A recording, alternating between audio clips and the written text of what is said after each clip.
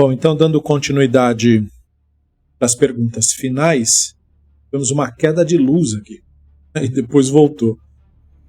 Então, agora é capítulo 19, versos 30 a 38.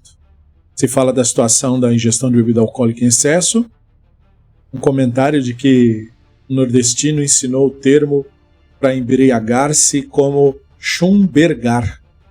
Esse eu nunca ouvi. Chumbergar, eu nunca ouvi ninguém falar isso.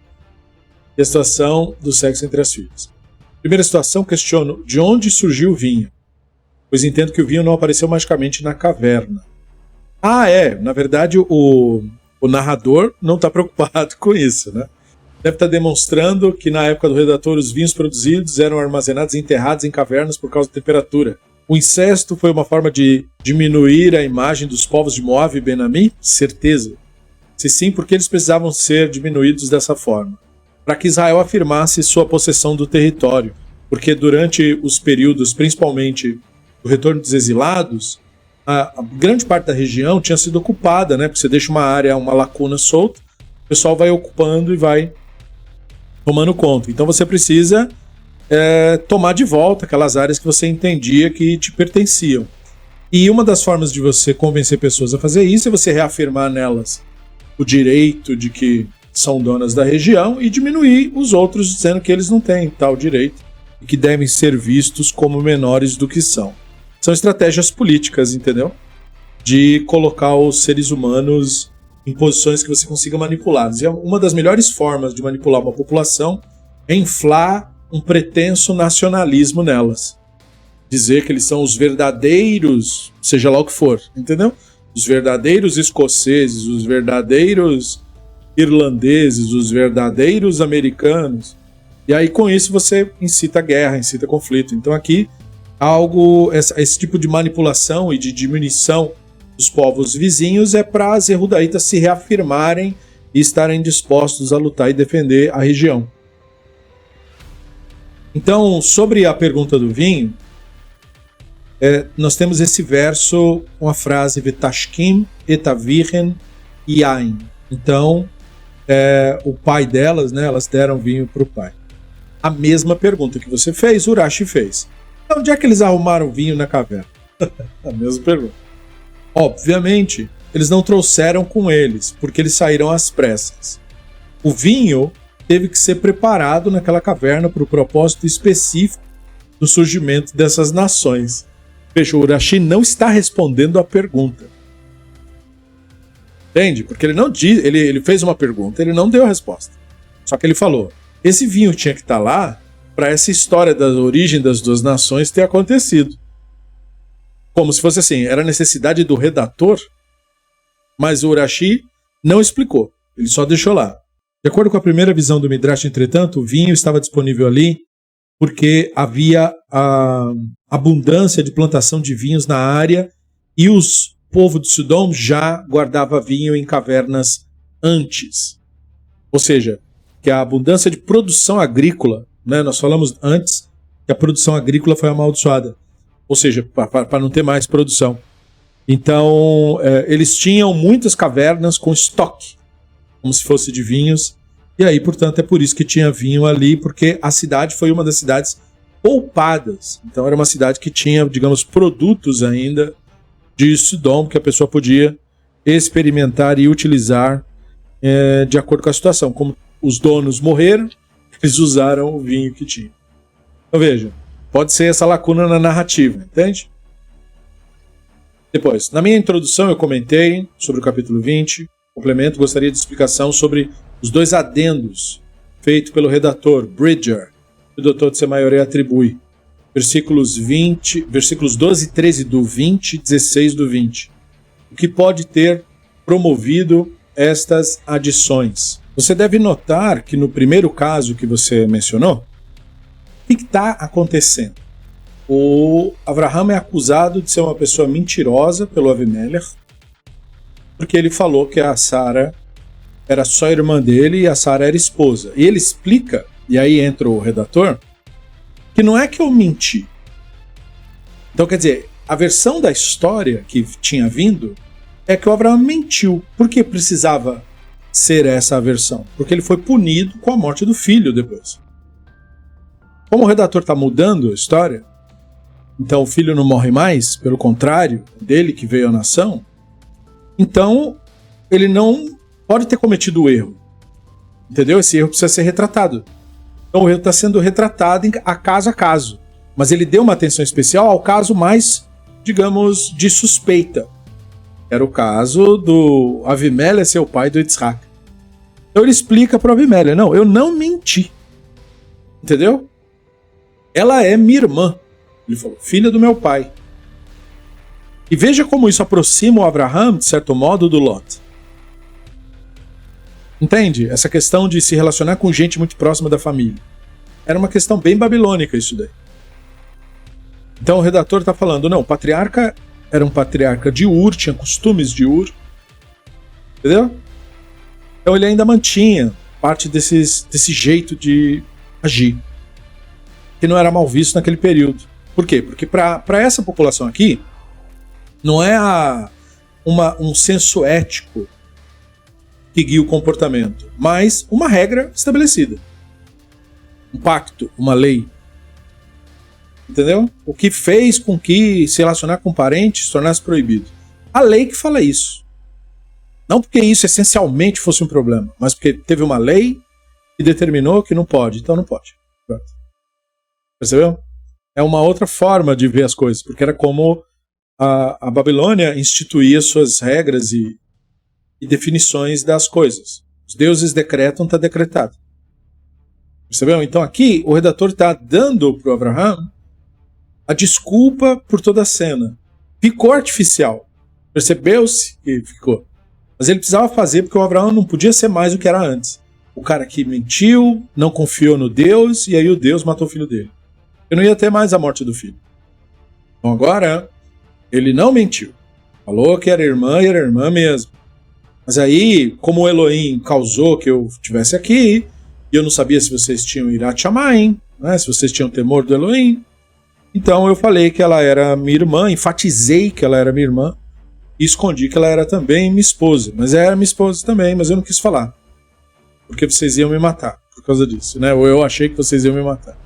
O Avimelech é colocado como uma personagem que aceitou essa explicação, o que é super estranho. Ele mostrou hospitalidade, mas aceitando essa explicação, o que isso faz com o Avimelech? Isso faz dele a pessoa que, não, realmente a gente ia te matar mesmo. Entendeu? Mas ele não ia, não. Entende? Ele não foi com essa intenção, o texto não deixa isso claro. Mas agora pareceu que sim. Né? Tanto que vai ser interpretado assim na tradição. E aí, a Sara, ele disse, aqui é uma forma de deferência para com Sara, da mesma forma lá com os Malachim, se dirigindo a Sara, dizendo, olha, nessa época nós viremos a você. Uma deferência, uma demonstração de respeito com a Sara. Entende? Por quê? Porque na versão original da história, o filho nem era do Abraão mesmo. De modo que a Sara não tinha nenhum papel nessa história. Ele era um papel totalmente passivo. Entende? Então esse filho que nem era legítimo foi assassinado. Percebeu? Então agora não, ele não é mais assassinado, o Abraão não mentiu mais e, portanto, pedido de desculpas para Sara. Fez a personagem, não está aqui e eu vou te dar uma compensação por todo o transtorno que foi causado. O que torna toda a situação mais suspeita ainda. Mas, enfim. Percebeu? Então, o redator colocou isso para consertar a história anterior. Esse é o papel dos textos do Bridger. Ele faz essas correções, digamos assim. Depois, nessa aliá, que seria a quinta, me chama a atenção foram os versos 21, 9 e 10. O fato de Sara ver Ismael rindo, brincando, Metzachek, causa uma indignação. Isso tem toda uma riqueza de interpretação sobre o que esse Metzachek quer dizer, que é diferente de outros Metzachek. E já vimos vários, né? Uma leitura rápida não faz sentido, claro que não. Consultei a palavra Metzachek no dicionário do Sefaria, sim, e tem a tradução de toy with, né, brincar com a pessoa, e também é meio que zoar a pessoa, né? Conjugal careness, exato, intimidade, né? E brincar com carícias conjugais, tá total. Yitzhak é visto fazendo carícias conjugais com a esposa Rivka, isso mesmo. Ishmael estava fazendo isso com Yitzhak, existe esse comentário. Então, você tem o Midrash, que também é mencionado na Tosefta do Tratado de Sotá, no Talmud, do Tratado de Rosh Hashanah 18b, aonde é citado um texto do Mishle 26, versos 18 e 19. Um homem louco joga setas flamejantes e diz: eu só estou brincando. Metzachek.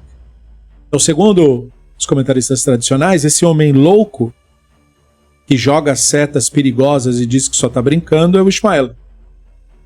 Entendeu? Ou seja, ele brinca, ele usa o irmão mais novo como alvo de flechada, entendeu? E aí esse tipo de atitude da parte dele, na narrativa, é considerada inaceitável. Ou seja, ele demonstra uma natureza violenta, despreocupada com o bem-estar alheio, entende? Não tô nem aí pro outro e quase mata o irmão nessas brincadeiras.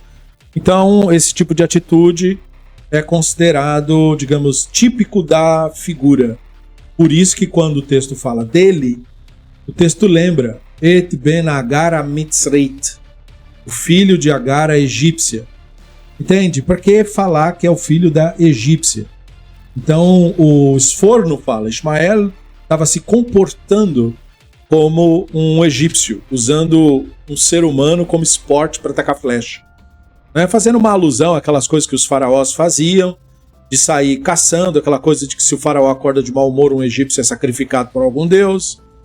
Entende? Esse desconsideração pelo outro era um tipo de característica atribuída ao Egito.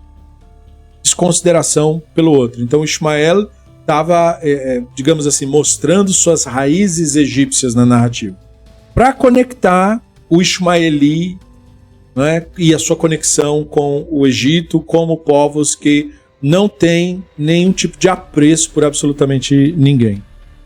Então aí a matriarca se levanta para defender o Yitzhak. Não quero uma pessoa dessa forma, com esse comportamento, perto do Yitzhak.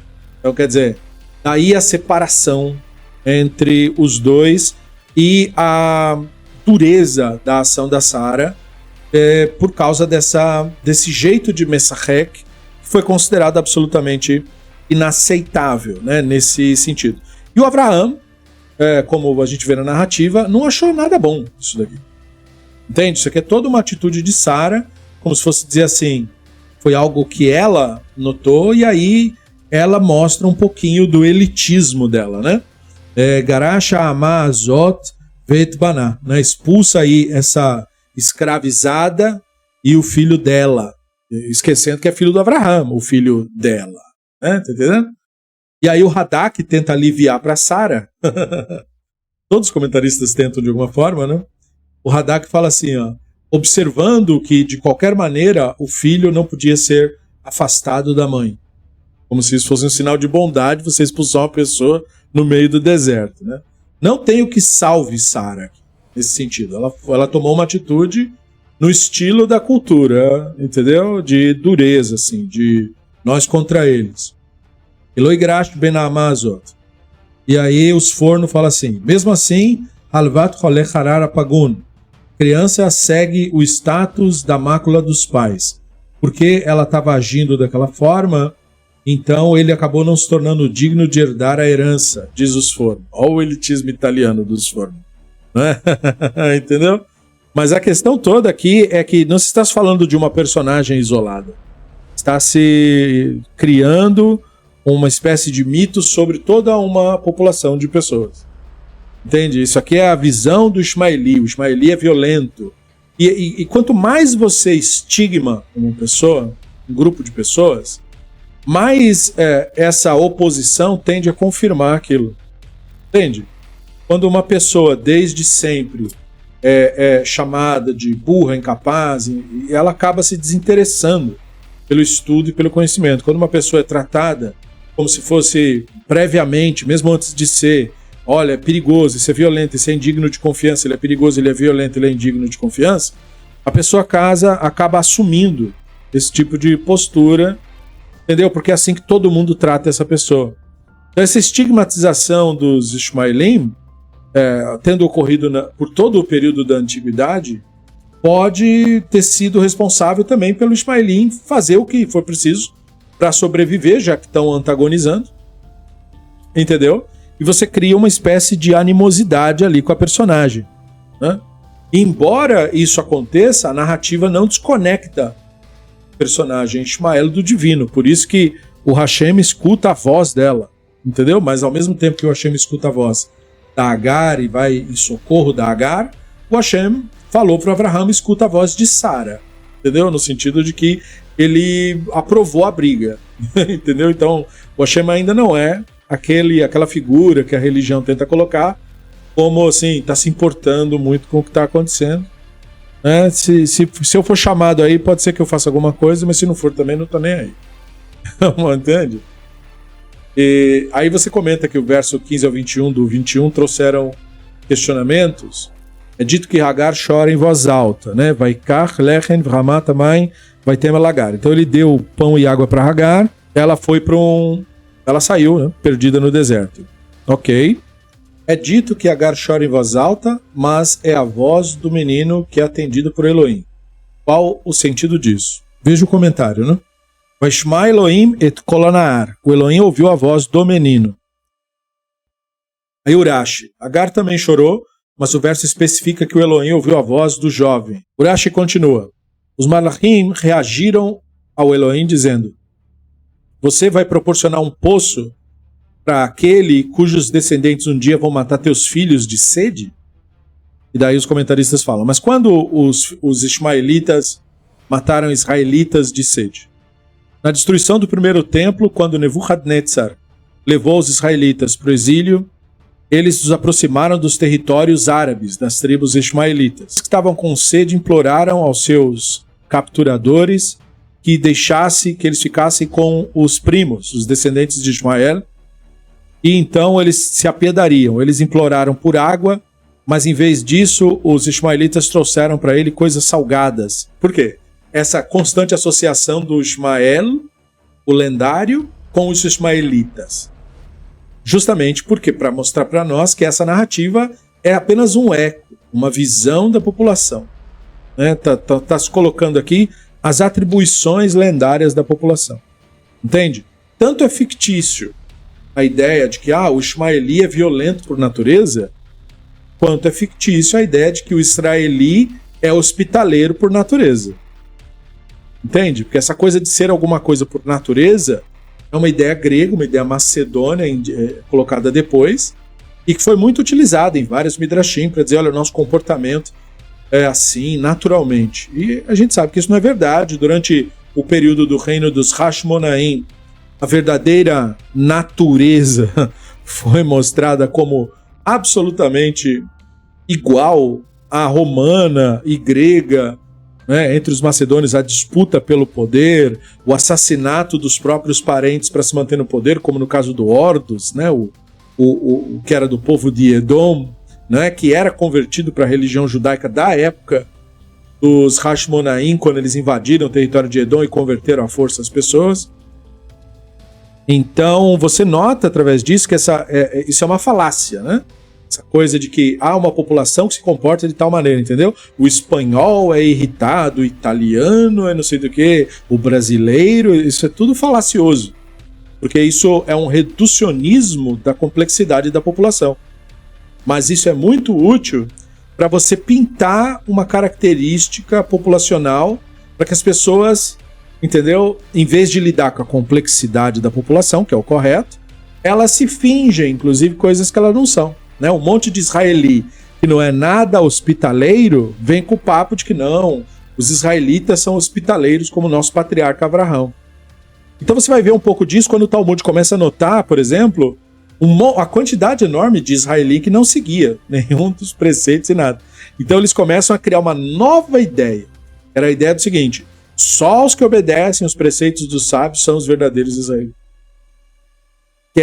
Entendeu? Eu entendo por que eles fizeram isso naquela época, para justamente separar o pessoal que dizia que era judeu por natureza, para mostrar assim, olha, judeu é um comportamento, não é por natureza. Então não interessa se você nasceu na população, interessa se você tem o comportamento dos patriarcas. Agora, isso evoluiu muito mal na Idade Média, porque isso acabou se transformando no elitismo europeu que a gente conhece, porque depois que nos séculos XVII, XVIII e XIX o mito racial toma conta, aí pronto, aí ferrou de vez, entendeu? Porque aí aquela ideia da Idade Média de que é o comportamento virou, é a crença, e aí se cria o movimento fanático, isso começa a dizer, né, o que se diz hoje, judeu só é aquele que tem a crença específica. Entendeu? Aquele que segue a religião como a gente manda que siga. Mas percebeu? Isso evoluiu de um outro problema lá atrás. Que foi, digamos, ganhando, que nem uma bola de neve, foi acumulando problema e culminou nisso daí. É hora de desfazer essa bobagem, de reconhecer que isso que foi sugerido pelos antigos israelitas é um equívoco. Entendeu? Está sendo usada a personagem como representação da população, para dizer que a população tem as características dessa personagem. Entendeu? E aí por isso que ele foi tirado, e é por isso que ele foi afastado. Isso é falso. Não é porque o cara é árabe que o cara é violento. Isso não tem nenhuma relação uma coisa com a outra. Entende? Porque só que a opressão gerada por causa desse mito acaba, entendeu? Cumprindo essa tal dessa violência. Entende o que eu estou dizendo? Porque você tá criando uma visão e você mesmo está fazendo a visão acontecer. Então isso é um problema muito sério que viajou do mundo antigo para a Idade Moderna, perceba? Então, a ideia toda do menino ter sido ouvido pelo Elohim é uma maneira do redator continuar conectando essa população por causa de Abraão. Porque, de outro modo, se o Elohim não ouvisse o menino e nem a Agar, o que não era necessariamente um problema cultural na antiguidade, perceba, ele acabou de destruir uma cidade inteira com todo mundo que estava lá. Entendeu? Então, qual o problema? Entende? Não é essa a questão. A questão é a associação disso com Abraão. Para dizer assim, todo mundo que se associou com Abraão tem algum tipo de benefício. E Judá está fazendo isso para elevar o status do seu próprio patriarca. Para colocar ele como pivô, ou Adão. Se você encostar nele, você já tá melhor do que estava antes. Tipo Lot, que estava quase junto com os sodomitas, mas pelo pequeno contato que teve com Abraão, já foi suficiente para ele se livrar do problema. O Ismael, por ser filho do Abraão, embora o comportamento seja egípcio, mesmo assim ele é ouvido pelo Elohim, mesmo assim e tal. Mas ele tem esse comportamento, né, de selvagem, violento, atribuído. Não está falando da personagem aqui, está falando das tribos ismaeli, como se os israelitas fossem um doce, né? Só olhar as histórias de Davi, as guerras entre eles ali. Opa, são os ismaeli que são violentos. Né? Ainda mais agora, no período moderno, né? Exatamente com os fanáticos agora controlando a narrativa por lá. Agora é que a violência vai explodir mesmo, porque é o que esse pessoal gosta mesmo disso. Então, assim, é uma ironia, mas na antiguidade era uma maneira de você criar uma coesão, de criar assim, nós temos essa identidade, nós somos assim, nós não somos como os outros. Entende? E isso gera várias contradições quando você analisa do ponto de vista da história. Mas não é isso que esse redator está fazendo. Depois, já que o assunto do poço é tratado, o professor pode indicar algum artigo que explique como esses povos bíblicos cavavam seus poços e suas técnicas? Eu não tenho nada de memória no momento, mas vou procurar. Uma outra curiosidade, porque o chefe do exército, Avimelech, Fichol, foi necessário no relato. Nós temos algumas observações aqui. Sobre o nome específico, Fichol, então fala assim, alguns mantêm que Fichol era um nome, mas outros que Fichol era um título da posição militar. Fichol seria uma palavra construída com P, que é boca, e Kol, que é tudo, todos. Então assim, todos tinham que lhe obedecer. Ele era o Fichol, a boca de todos. Entende? O Radak nota que quando Yitzhak nasceu, o Abraão ainda estava em Gerar, próximo a Avimelech. Portanto, não é dito que o Avimelech foi para Abraham, mas simplesmente que ele falou com Abraham. E isso não corrobora com a interpretação rabínica que os rabinos deram do Talmud, de acordo com a qual Abraham declinou da oferta do Avimelech de morar em Gerar e foi para Beersheba, região ali do deserto. Apesar dos comentaristas não discutirem o assunto nos versos, é provável que a festa, do desmame do Yitzhak tenha acontecido em Beersheba e o Avimelech pode ter estado presente. Com relação à aliança, o pacto foi feito e por isso a presença da figura militar. Então, a ideia é que a pessoa não é uma pessoa nesse período da história por ela mesma. Você está entendendo? Aqui não tem polícia, aqui não tem governo, aqui não tem nada. Nessa cena, entende? Aqui tem você e os seus jagunços. Então, o Avimelech é poderoso porque ele tem exército, ele tem um local onde ele reina. Então ele tem que estar andando com as suas representações como sinal da sua própria autoridade, da sua própria respeitabilidade. Então ele é colocado para criar a ideia como se o Abraham estivesse fazendo uma aliança com um Estado-nação. Entende? Representado pelo Avimelech. O nosso patriarca era respeitado por nações desde o começo. É isso que o Yehudaíta está contando. Entende? E aí ele faz o pacto de não agressão com o Avimelech. Entende?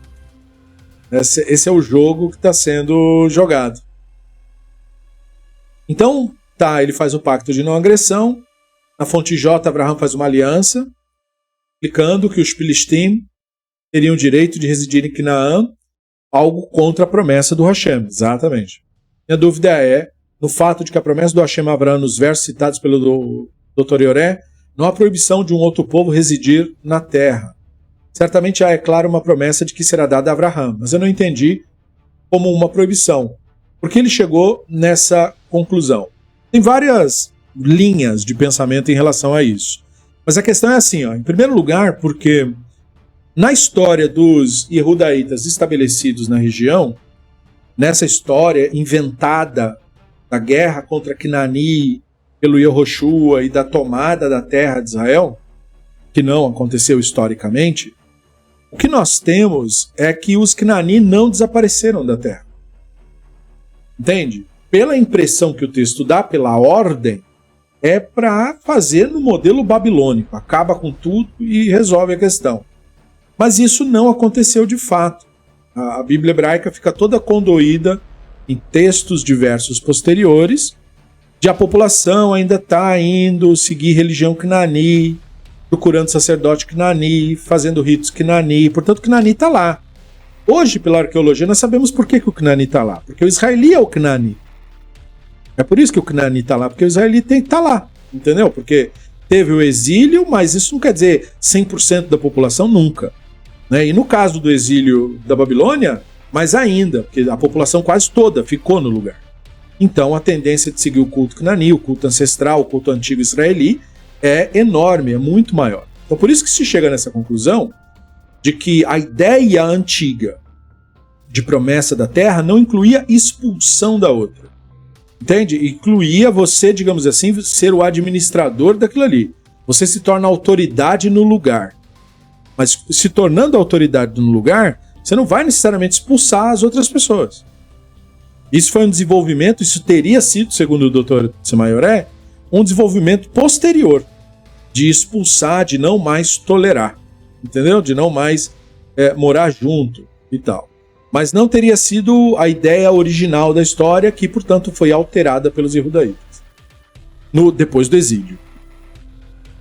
Não compreendi o sentido do verso 21:32, em que o Avimelech e o Fichol retornam à terra dos filisteus, pois eles já não estavam na própria terra. É bem observado. E aí você complementa: a cena do poço em questão se passava na terra dos Canaani.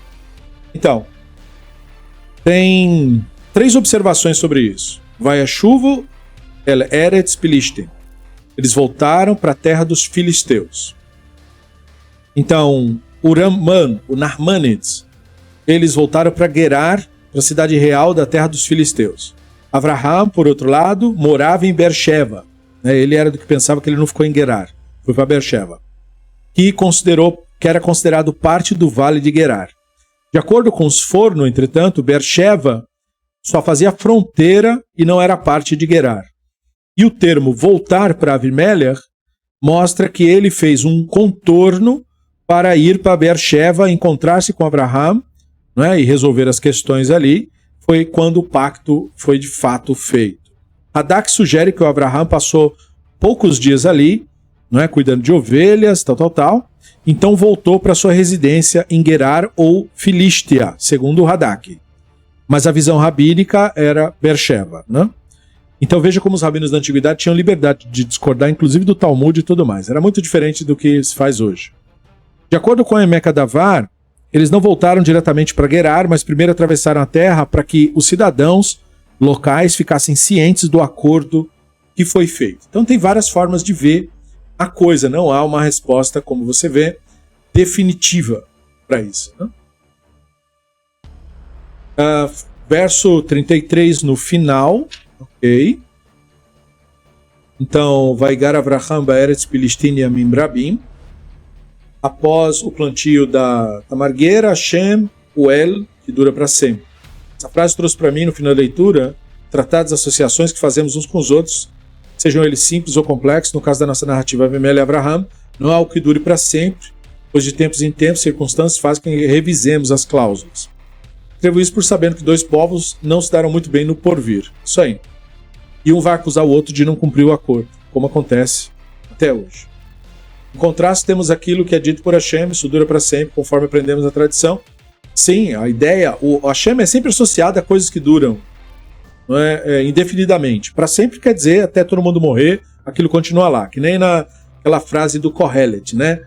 Geração vem, geração vai, a terra permanece para sempre. Veja, a terra permanece leolam, para o mundo. Entende? Não é para sempre, filosoficamente para sempre. É para sempre assim, para o mundo. O mundo é uma coisa que perdura. O mundo perdura. O bicho morre, mas o mundo continua. É esse o sentido. Sei que não sou iniciante no Guia dos Perplexos, todavia assisti os vídeos já postados. Tendo em vista, escrevi anteriormente, lembrei do professor explicar na playlist o léxico da voz do Hashem. Isso é. Com relação a dizer chamar, no livro 1, isso mesmo. Pensei ter relação com a suposição que fiz, fui verificar. O Ramban utiliza Ishael 46 como um dos exemplos, consultei ter relação com voz que dura para sempre. Uma voz sua, proclame. Outra pergunta, o que devo proclamar? Toda carne é Eva, toda bondade como flores do campo. Grama seca, flores murcham, o vento do Hashem sopra nelas. De fato, as pessoas são apenas grama. Isso aí. Grama seca, flores murcham, mas a palavra do Elohim sempre se cumpre. Entende? A palavra do Elohim para o Maimônides é a natureza. Então não importa quantos bichos se debatam, a natureza sempre ganha. Entendeu? A natureza sempre vence. Então essa é a palavra do Elohim. A palavra do Elohim são as coisas que perduram. Por isso o valor para a coisa que perdura, no sentido, a tradição perdura, a mensagem da Torá perdura, entende? Surgem seitas e tal, mas se você estudar a Torá como método correto, isso perdura. O que perdura é o valorizado, porque o que perdura é o divino, entende? É mais ou menos isso. E o divino aqui não é uma ideia, outra ideia, é a natureza. A natureza vai se consolidando, os impérios surgem e ruem. Então veja, o mundo perdura, geração vem, geração vai. Percebeu? Era uma lição do tipo, impérios surgem, caem, Babilônia surge e cai, Macedônia surge e cai, Roma surge e cai, Egito surge e cai, e assim os impérios vai trocando, vai ter uma potência, daqui a pouco não é mais aquela potência, é outra, mas a terra permanece, o Hashem permanece, a palavra do Hashem permanece. Porque como os seres humanos meio que se comportam parecido, não é também muito difícil você ver para onde é que vai. Ó, de novo, tá fazendo aquilo de novo, entende? É como professores de história que olham para o passado, veem as coisas acontecer no presente, e aí eles têm, digamos, um feeling muito melhor de olhar para as situações e ver as tendências de comportamento e no que é que isso dá, né? Olhando para o que já aconteceu. É um pouco desse tipo de visão de mundo, né? Tem um pouco disso também, você tem razão. No versículo 22:14, esse termo Iré depois se juntará com Sharem para formar Yerushalayim. Isso, segundo o Midrash, né? Que o lugar chamava Shalem, nós vimos da história do Malchit Tzedek, rei de Shalem. Então o que o texto está dizendo é que o Abraham chamou de Iré, e aí juntou com Shalem e Yerushalayim, porque os dois eram justos, os dois eram tzadikim. O Malchit Tzedek é o Shem, entendeu? Noah, Shem, Abraham. Entendeu? A sucessão desde a época do Adão. Então está se fazendo aqui, digamos assim, a conexão com eles, nesse sentido. E também o fato de que Iré, como o Rashi explica, não quer dizer só o Hashem verá, mas o Hashem proporcionará. Isso também é uma alusão a Akedat Yitzhak. Quando o Yitzhak é levado lá para a oferta, ele pergunta, mas e o carneiro? E o Abraão responde que o Hashem Iré. O Hashem que vai prover isso daí, né? O Hashem que vai ver isso daí. Então é tipo assim, para fazer do lugar um memorial aonde aconteceu a oferta do Yitzhak. Percebeu? O ato do Hashem de testar, provar Abraão por meio da amarração do Yitzhak parece demonstrar nessa narrativa um ponto de atenção para nós sobre como devemos agir nesses momentos difíceis, fáceis, nossas vidas, como se fosse um exemplo prático. Não quero dizer com isso que alguém deva tentar matar o filho e confiar na voz celestial, né? Ou seja, caso algum de vocês escute uma voz celestial dizendo coisa parecida com Abraão, responda não, tá? Responda não. Pois esse verbo, testar, provar, não se aplica literalmente ao Hashem. Acho que tem esse motivo ou sentido. Ok. O que você deve lembrar é o seguinte: por que que o Abraão é colocado aqui como testado pelo Hashem? Porque isso é um motivo babilônico. São os deuses babilônicos que testam as pessoas. O Atarhassis é testado. O Gilgamesh é testado. Entendeu? Por que testado? Porque lá na narrativa babilônica, os deuses não são seus amigos, nem seus pais, nem nada disso. Você é um escravo e você tem que provar o seu valor se você quiser continuar vivo. O teste é para você provar o seu valor, mostrar que você é digno. Mostrar que você é um herói, mostrar que você faz o que deve fazer. Percebeu? Aqui muda um pouco a situação. Porque uma das coisas que atrapalha o entendimento disso é a teologia judaica desenvolvida depois. Porque essa teologia vem com aquele papo furado de a onisciência divina, essas ideias que foram inventadas depois, que não fazia parte do imaginário dessa população. Eles não atribuíam ao conceito do divino conceitos teológicos do sentido que a gente tem hoje. De poderes, de saber tudo e tal. O Hashem sabe o que acontece no mesmo sentido que, tipo assim, você falar assim, ó, a mãe natureza sabe fazer as coisas. Sabe esse papo de que, olha, a criança nasce de uma determinada maneira, placenta, o cordão umbilical, aí uma pessoa, mesmo eu já vi médico falar isso, né? Não, a natureza sabe das coisas. Olha como a natureza é sábia, entende? Esse jeito de falar, olha como a natureza é sábia, este é o sentido dos Yehudaítas dizerem o Hashem é sábio, o Hashem sabe das coisas. A natureza é sábia. Não é no sentido teológico de que ele é um mega computador que tá olhando ao mesmo tempo tudo que acontece no universo, que nem naquela cena do Matrix, que o Neo tá lá com o deus do computador lá e tem um monte de TV e várias versões dele dentro da TVzinha. Não é isso que os Yehudaítas estão imaginando. Entende? O Hashem sabe como a natureza sabe. A natureza sabe, a natureza é sábia. Ela sempre faz o certo. Entende? Ela não é boa, necessariamente, para todo mundo. Entendeu? Um monte de burdoada o pessoal leva por aí. Então a natureza é mais uma visão do divino do que qualquer outra coisa. É com esse tipo de narrativa que está se jogando aqui. Nesse sentido das coisas, isso complicou com a ideia do teste. Entende? Porque o teste, então, não é para o Hashem. O teste é para o próprio Avraham. Mas era um teste do divino, para o divino saber alguma coisa. Porque essa era a herança babilônica. Lá, o Atrahazes, deixa eu ver se você vai obedecer mesmo. Porque o cara é o Deus, mas o Deus tem poderes específicos, como um super-herói da Marvel, mas não tem todos os poderes. Tem poderes lá, tem coisas que ele faz, ele já é poderoso o suficiente em relação a meros mortais, mas não tem, assim, a magia total. Ele tem uma magia, por isso tem o Deus do fogo, da água, do céu, da terra, porque cada um tem sua área de atuação. Entende? Então aqui é uma outra visão das coisas, porque é uma confusão da ideia do divino com a própria ideia da natureza. Mas como nós estamos numa narrativa que está trazendo o divino para interagir com o patriarca no modelo babilônico de narrativa, então tem as falas, tem os julgamentos, tudo motivo babilônico. E tem o teste, que é um motivo babilônico. Só que ele acaba não casando com o que foi desenvolvido. Entende? Porque depois se parou para pensar sobre o teste, mas teste de quê? Entendeu? E aqui a gente lembra do Dr. Tsemayore. Por que a gente está confuso com a história? Porque não era teste coisa nenhuma. Era uma punição por não ter confiado no Elohim. Isso faz sentido. Hashem não estava testando. Hashem falou o seguinte: você vai pegar essa criança e vai matar esse filho do Avimelech aí. Não mandei você desconfiar de mim. Então aí a história fecha melhor. Mas a partir do momento que o Yehudaíta interveio no texto e disse não era uma ordem para matar, era só um teste para ver se ele ia matar mesmo. Aí confundiu tudo. Entendeu? Porque a versão original não era testar nada. Mata esse moleque aí, filho do Avimelech, porque ele não é o herdeiro.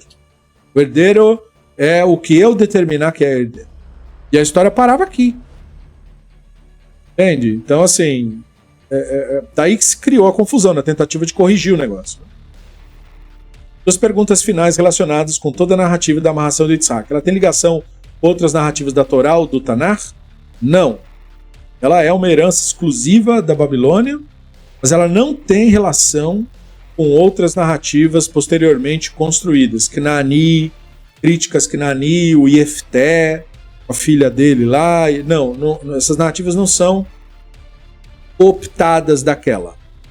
Atualmente, como ela é ensinada pelos sábios da nossa geração? Depende do sábio.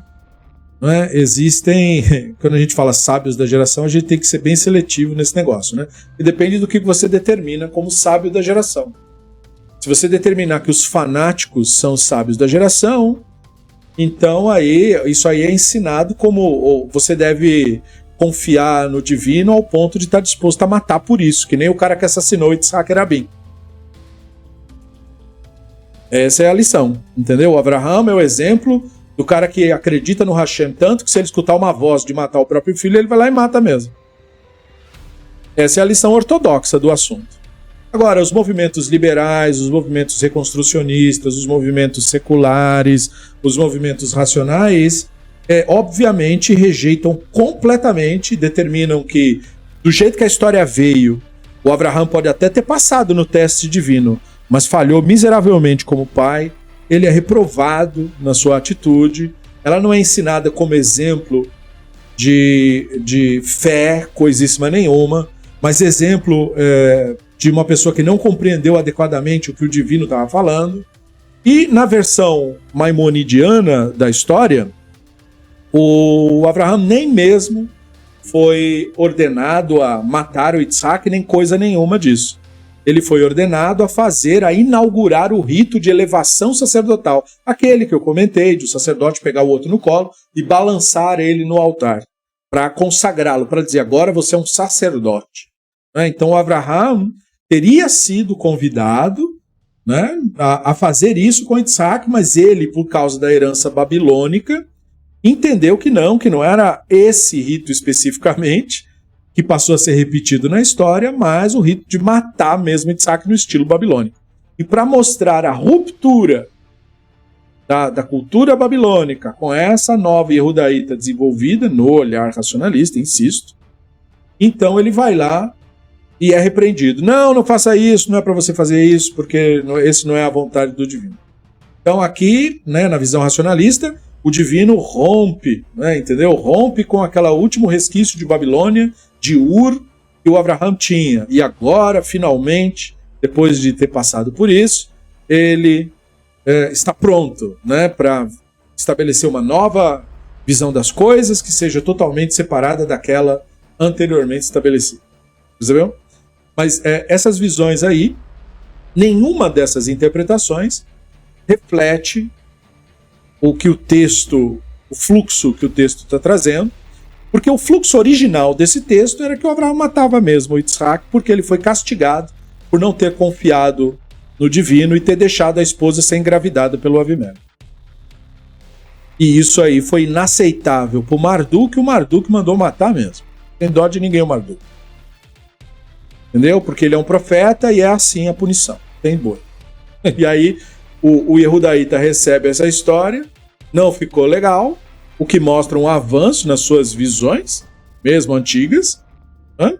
E aí ele não é que matou, não chegou a matar, na verdade, no último momento falou para parar, E aí, por isso, as descendências vieram daí. E aí vieram os israelitas, ou seja, o Yehudaíta se colocou atrás dos israelitas.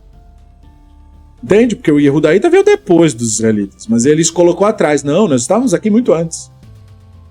Então agora os Yehudaítas ficam atrás dos israelitas, que são descendentes do neto do patriarca deles. Olha aí a história. Como não tinha mais a força política israelita para se defender dessa história, né? Quer dizer, no fundo tinha, por isso as guerras, né, daqueles que eram a favor do reinado de Shaul contra os que eram a favor de Davi. Percebeu? Israeli contra Yehudá, reinos separados, povos separados, culturas que não se gostavam, que tiveram muitos conflitos, um acusando o outro de se desviar do que era tradicional, o Yehudaíta acusando o israelita de idolatria e o israelita acusando o Yehudaíta de elitismo. E a acusação israeli procede muito. Então você percebe que é um jogo político que está sendo feito e nós estamos vendo aqui o final da história. No sentido de que como que a história ficou amarrada muito tempo depois. Então a gente tem que estar sempre desamarrando esses nós, percebendo os problemas que a narrativa tem. Nessa narrativa de Elohim testar, isso aí não faz sentido nenhum. Entendeu? Nenhum. Porque não tem nexo isso daí. Testar o quê? Para quem? Para quê? Entende? Então você vê um monte de malabarismo retórico. Não, era o próprio Avraham que estava sendo testado para ele mesmo. Entendeu? Como se isso fizesse sentido. Claro que isso não faz sentido. Mas tá bom, você deixa a pessoa. Fala, entendi. Tem vários comentaristas que usam isso também. Entende? Mas no fundo é nonsense. Por quê? Porque não tem como. Porque não era nem assim que o Yehudaíta pensava a divindade. Divindade não é um banco de dados. É uma força da natureza. Entende? É nesse sentido que o divino é o sábio que sabe das coisas. Não é no sentido teológico. Mas enfim, veja como que nós temos um enorme trabalho pela frente. Mas nós recebemos um bloco narrativo pronto. Então a gente trabalha com o que tem. E vai progredindo a partir daí. Percebe? Bom, é legal, né? Legal pensar tudo isso, legal pensar no desenvolvimento dessas histórias todas. Eu agradeço ao Paulo pelas perguntas, agradeço a nossos Havrutot no nosso Beit Midrash pelo apoio de sempre. Agradeço a você que nos vê pelo YouTube, ou você que clica lá no nosso grupo no Facebook. Muito obrigado pela participação e presença e atenção. E nos vemos num próximo estudo por aqui, Bezrat Hashem. Obrigado, Leitraut.